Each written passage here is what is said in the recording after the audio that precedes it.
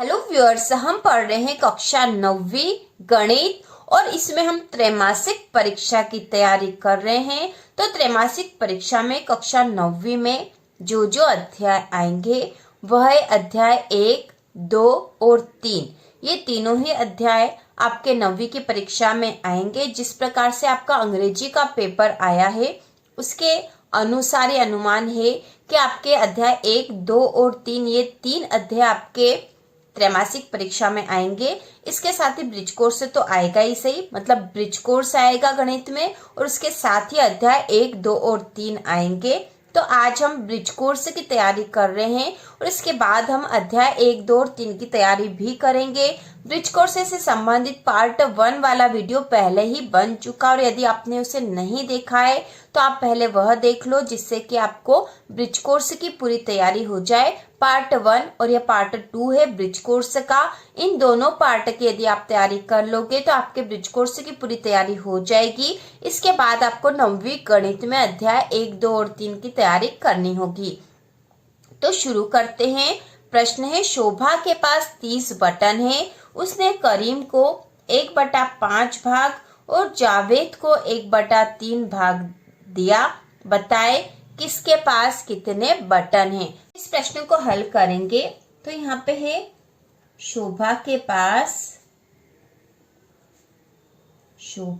पास button बराबर 30, क्योंकि 30 button है उसके पास। उसने करीम को 1/5 भाग, तो यहाँ पे जो करीम है, करीम को दिया बराबर, तो 1/5 भाग किसका दिया था? 30 का। तो 30 गुणा 1/5, तो इसको काट देंगे, 5 एकम 5, 5 अंक 30, तो यहाँ आ जाएगा 6। तो करीम को दिए उसने 6 बटन। इसी प्रकार जावेद को 1/3 भाग दिया, तो हम यहाँ लिखेंगे जावेद को दिया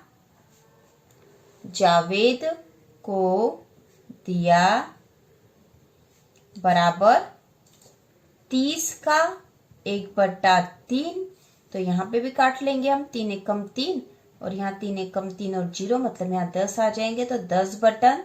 तो जावेद को उसने 10 बटन दिया और करीम को 6 बटन दिए। तो हमसे पूछा क्या था यहाँ प्रश्न में? शोभा के पास 30 बटन है। उसने करीम को 1/5 भाग और जावेद को 1/3 भाग दिया। बताए किसके पास कितने बटन है।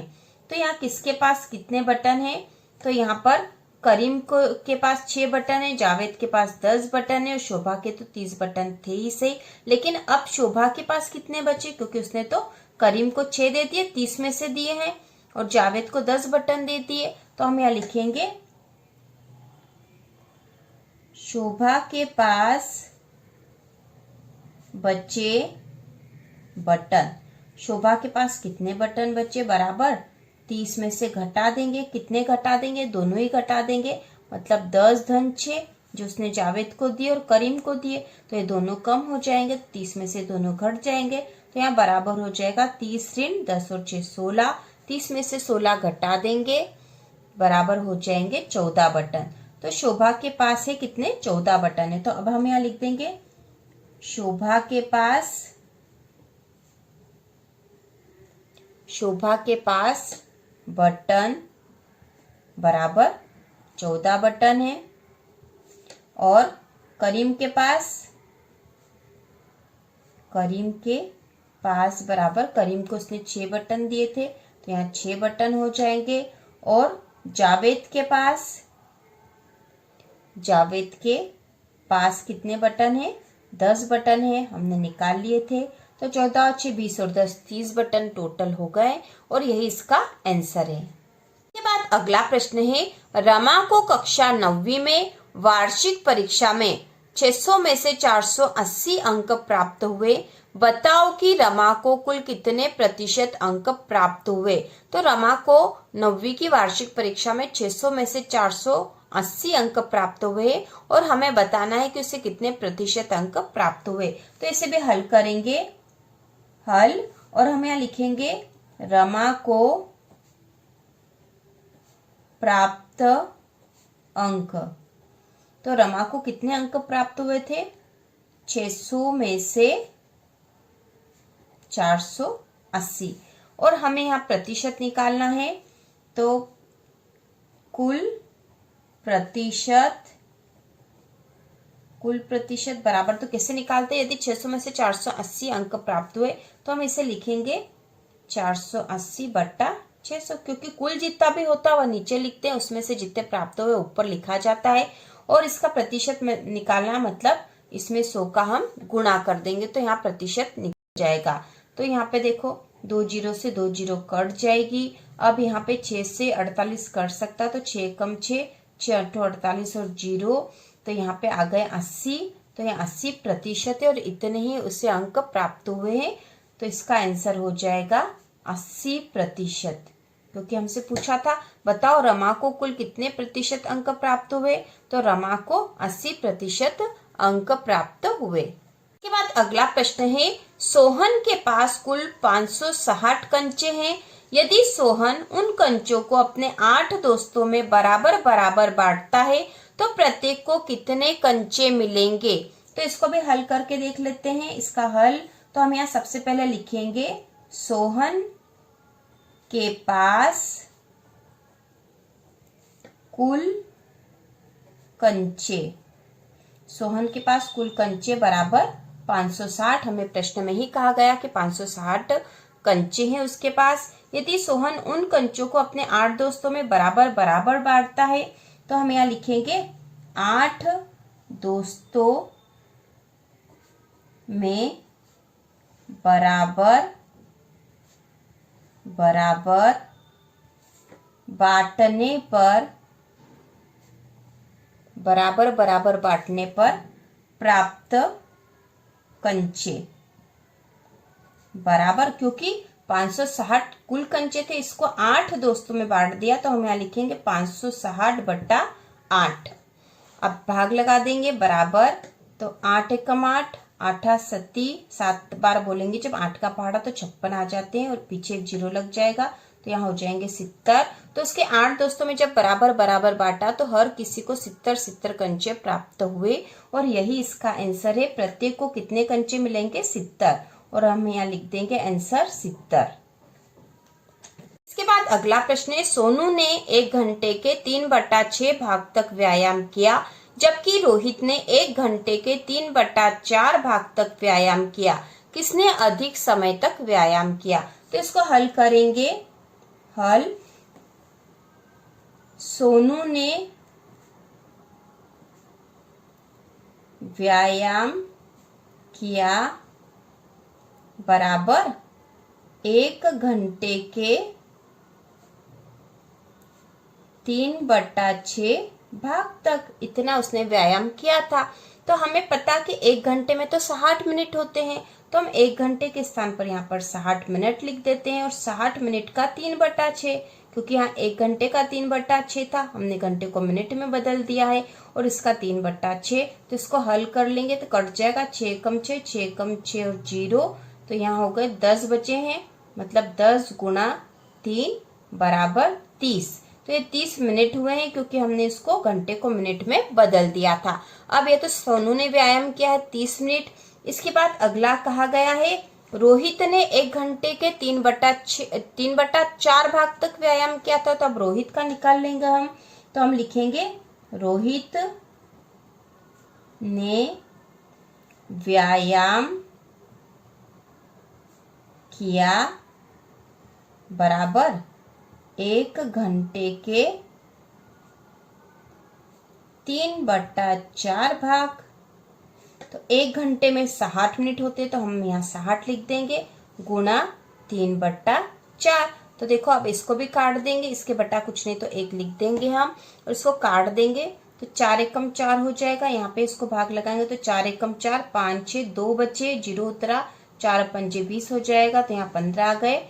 15 गुणा 3 हो गया क्योंकि गुणा 3 बचा था यहाँ, तो 15 या 45 होते हैं, तो ये है 45 मिनट। तो अब देखो सोनू ने कितना व्यायाम किया था 30 मिनट, जबकि रोहित ने व्यायाम कितना किया 45 मिनट। तो हमसे पूछा था किसने अधिक समय तक व्यायाम किया, तो इसका उत्तर आएगा रोहित ने। तो हम लिखेंगे इस प्रकार, रोहित ने इस प्रकार रोहित ने अधिक समय तक व्यायाम किया। और यही इसका आंसर है। इसके बाद अगला प्रश्न है, आशा 250 पन्नों वाली एक किताब के 75 पन्ने पढ़ती है, बबीता इसी किताब का 1/2 भाग पढ़ती है, किसने कम पढ़ा? तो यहाँ हमें बताना है कि किसने कम पढ़ा। तो हमें किसी भी सवाल को हल करने का तरीका सीखना चाहिए, क्योंकि ये संख्याएं प्रश्न में कितनी बार बदल जाती है। यदि हमें तरीका आएगा तो कोई सी भी संख्या हम उसको हल कर सकेंगे। तो इस सवाल को हल करेंगे। तो यहाँ पे सबसे पहले आशा 250 पन्नों वाली किताब के 75 पन्ने पढ़ती है, तो हम लिखेंगे आशा द्वारा पढ़े गए पन्ने। आशा ने कितने पन्ने पढ़े थे? 75। 250 पन्नों वाली किताब के 75 पन्ने उसने पढ़े थे। इसके बाद बबीता का है, तो हम लिखेंगे बबीता द्वारा पढ़े गए पन्ने। तो बबीता ने कितने पन्ने पढ़े? तो यहाँ लिखा है बबीता इसी किताब का 1/2 भाग पढ़ती। तो यहाँ बट्टा में दे रखा है इसी किताब का, तो किताब के कुल पन्ने थे 250 और इसके 1/2 भाग पड़े। और यहाँ तो ऊपर तो पन्नों की संख्या लिखी थी स्पष्ट रूप से, तो यहाँ हमें पन्ने निकालने पड़ेंगे। तो कुल 250 पन्नों की किताब है, इसका 1/2 भाग वह पढ़ती है। तो इसको हल कर लेंगे, इसके बट्टा कुछ नहीं तो 1 लिख देंगे। अब काट देंगे, नीचे वाली संख्या से ऊपर वाली संख्या कट जाती है, तो 2 एकम 2, इसको काटेंगे तो 2 एकम 2। इसके बाद 2 से 2 का पाड़ा 2 बार बोलेंगे तो 2 दूनी 4 हो जाएगा, 1 बचा, ऊपर से 0 उतारा तो 2 पंजे 10 हो गए। तो यहाँ हो जाएगा 125। ठीक है। यदि आपको इस तरह से काटना नहीं आता तो आप भाग लगा के देख सकते हो। जैसे यहाँ पे 250 है, ठीक है, 250 था, 250 में हमने 2 का भाग लगा दिया, तो 2 एकम 2, ये 2 एकम 2 क्रॉस, ऊपर से उतारे 5, तो 2 दूनी 4, 2 बार भाग लगाया क्योंकि इससे ज्यादा बार भाग जाएगा नहीं, तो 2 दूनी 4, घटा दिया, 1 बचा यहाँ पर, ऊपर से उतारा 0, तो यहाँ 10 हो गए। अब 2 का पाड़ा 5 बार जाएगा तो 2 पंजे 10 हो जाएंगे और कुछ नहीं बचेगा। तो इस प्रकार यहाँ आ जाएगा 125, जैसा कि हमने यहाँ पे करा है। तो 125 पन्ने पढ़ रही है बबीता और आशा ने 75 पन्ने पढ़े। तो किसने कम पढ़ा? आशा ने कम पढ़े, क्योंकि इसने तो 75 ही पन्ने पढ़े हैं। तो अब हम यहाँ लिखेंगे इस प्रकार आशा ने कम पढ़ा, और यही इसका आंसर है। इसके बाद जो अगला प्रश्न है, 3 सहित 3/5 धन 2 सहित 5/6 को सरल कीजिए। तो इसे सरल करके हमें लिखना है। तो इस तरह के मिश्र भिन्न जब भी हो तो उसका हल करने का एक तरीका है, और इसे किस तरह से हल करते हैं तो देखेंगे हम।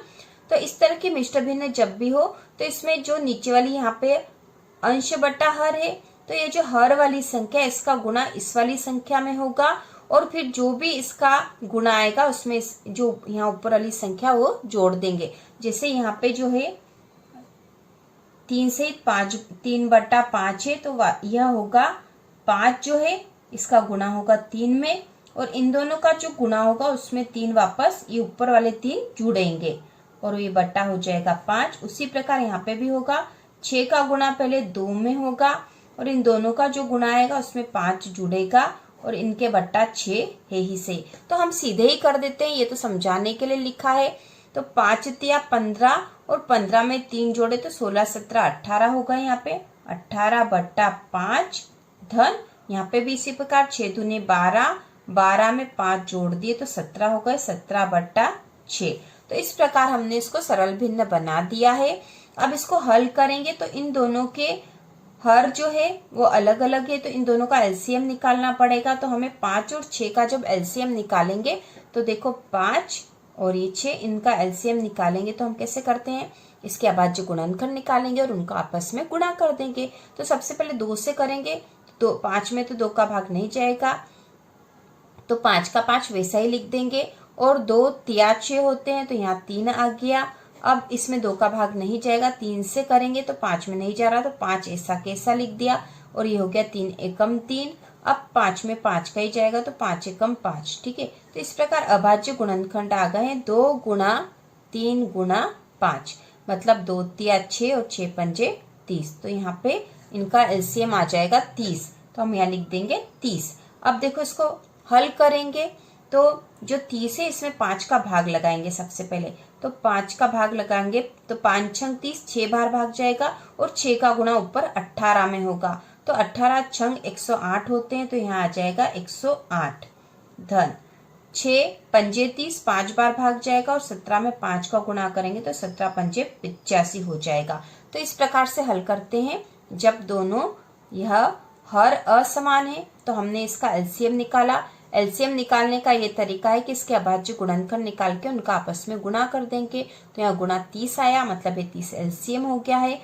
अब यहाँ एलसीएम करके फिर भी इसको हल करते हैं। तो ये जो 30 है इसमें भाग लगाते हैं पहले इस नीचे वाली संख्या का। तो हमने 5 का भाग लगाया था 30 में, तो 6 बार गया और जो संख्या आती है उसका ऊपर वाली संख्या में गुणा होता है, तो 6 का गुणा 18 में करा तो 18 छंग 108 होते, तो हमने यहाँ लिख दिया है। उसी प्रकार 30 में 6 का भाग लगाया तो 6 पंजानी 30, 5 बार भाग गया है और 5 का गुणा फिर 17 में कर दिया, तो 17 पंजे 85 यहाँ पर आए हैं। अब देखो इनको जोड़ देंगे, तो हम इनको जोड़ के यहाँ लिख देते हैं। तो 8 और 5 13 के 3, असिल का 1, 8 और 1 9 और यहाँ आ गया 1/30, तो 193/30 और यही इसका आंसर है। क्योंकि अब ये और आपस में नहीं कर सकता तो हम आंसर लिख देंगे 193/30। इसके बाद अगला प्रश्न है, इसको हल करना है। यहाँ पे दे रखा है तो इसको हल करेंगे। तो ऐसी जब भी संख्याओं को हल करेंगे हम, तो जो ऋण ऋण वाली संख्या है उनको आपस में जोड़कर लिख देंगे और धन धन वाली को जोड़ देंगे। तो जैसे धन वाली यहाँ पर केवल 8 ही है तो हम सीधा 8 लिख रहे हैं। यदि और भी संख्या हो तो धन धन वाली सबको जोड़ के यहाँ लिख देंगे, तो हम यहाँ 8 लिख दिया। इसके बाद धन, अब ऋण ऋण वाली कितनी है 4 और 2 6, मतलब 6 ऋण के हैं तो ऋण के 6 लिख दिए हमने। अब यहाँ देखो 8 और धन का ऋण में गुणा होगा तो धन ऋण ऋण हो जाएगा और यहाँ आ जाएगा 6, 8 ऋण 6 बराबर 2, तो ये इसका आंसर हो गया है। इसके बाद जो अगला प्रश्न है, दी गई आकृति के 3/4 भाग को छायांकित कीजिए। तो कोई सी भी आकृति दे रखी हो उसको हम छायांकित कर सकते हैं। इसका जो पार्ट 1 वाला वीडियो करा था हमने, उसमें भी छायांकित करा था और उसमें और दूसरे तरीके से करा था, तो आपको वो भी देखना चाहिए जिससे कि आप छायांकन वाले सारे सवाल कर सको।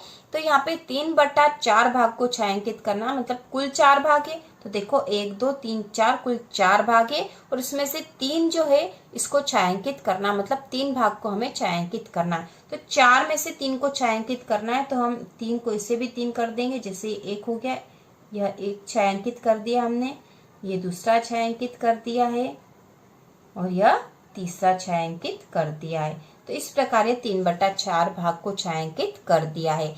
तो यहाँ हमने ब्रिज कोर्स के कुछ और महत्वपूर्ण प्रश्न कर लिए हैं। इसका पार्ट 1 हम बना चुके हैं जिसमें ब्रिज कोर्स के ही वेरी इंपॉर्टेंट क्वेश्चन थे। इसका पार्ट 2 है। इसके बाद हम अध्याय 1 2 और 3 के इंपॉर्टेंट क्वेश्चन करेंगे जिससे आपकी त्रैमासिक एग्जाम की पूरी तैयारी हो जाएगी। तो इसी प्रकार के और वीडियो देखने के लिए चैनल को सब्सक्राइब कीजिए।